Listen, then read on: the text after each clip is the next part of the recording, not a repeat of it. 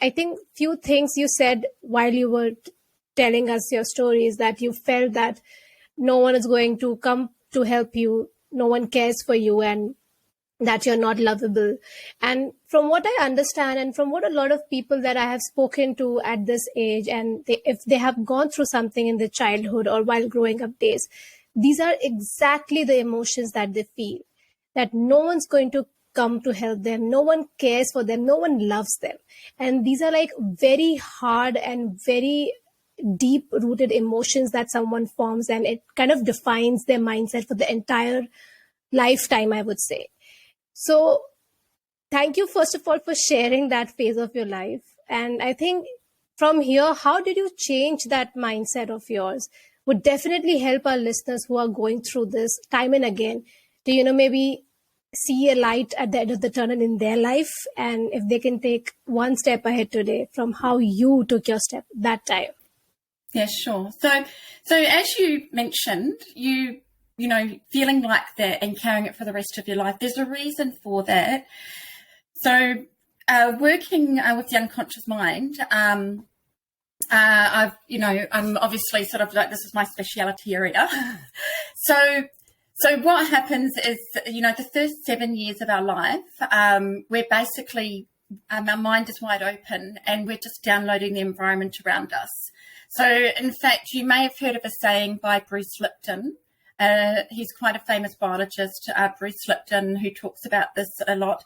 And he's got the saying, give me the boy until the age of 7 and I'll show you the man. So those first 7 years, we are literally just downloading the environment around us, how our father talks to us, how our mother treats our father, the school we go to, the way the teachers treat us, the TV we watched. Everything around us is just downloading. So you can imagine if it's very, very negative around us, that's going to cause a lot of negative downloading. And if it's a bit scary, like there's a lot of fear, that can cause a lot of anxiety. So a lot of people I work with, we're getting to the root cause of the anxiety. So that's the programming that we're creating. And once it's locked into the unconscious mind, it becomes very hardwired, and then it becomes our personality. And it's very, very, very hard to shift that. And so people just do that. They become the habit of being themselves, and it's very, very hard to change. I help people change that. So I just thought I'd add that in. So yes, look, it's very interesting because I've thought about this a lot. And even though I was in this very, very dysfunctional, negative environment growing up, and there's a lot more to the story than what I've just shared because we don't have much time, but everyone in my family was so dysfunctional and so negative. It was crazy. For some reason, I seem to have been born with this positivity. And I was philosophizing at a very, very young age. And I remember thinking when I was a little child, the world's my oyster, I can be and do whatever I want. And so I always had this excitement anyway. But it was kind of pushed down because of my environment. I became very anxious. So I had a lot of social anxiety and other anxiety. And I had a great lack of confidence and a lot of self-doubt and a lot of uncertainty. So I have spent a lot of my life on trying to help myself, by helping myself, I'm not only helping myself, I'm healing past generations and future generations. I have 2 daughters, teenagers now.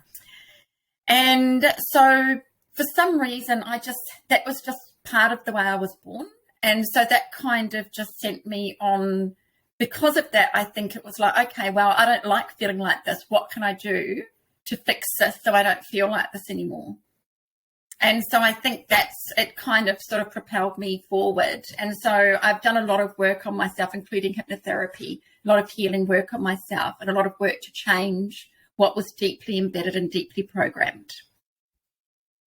Right. So that you said that you had some sort of feeling within that, you were born with that positivity, as you mentioned, you felt that way. For example, if someone is in that situation and they really not getting any sort of motivation, or they don't have any sort of guidance to, even take that small step to change the mindset, or even think of outside that personality that they have now become, what would you suggest to those people, that how can they at least accept or take the step Yes. to the path that they would like to? Yes, great question. So this podcast is more for young people. It's targeted at young people, which is great.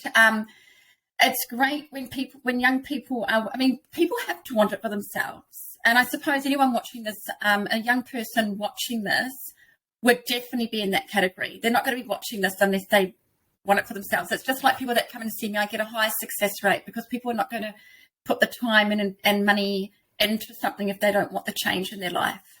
So the people watching this want the change. So the good news is that when you're young, your unconscious mind is still very malleable.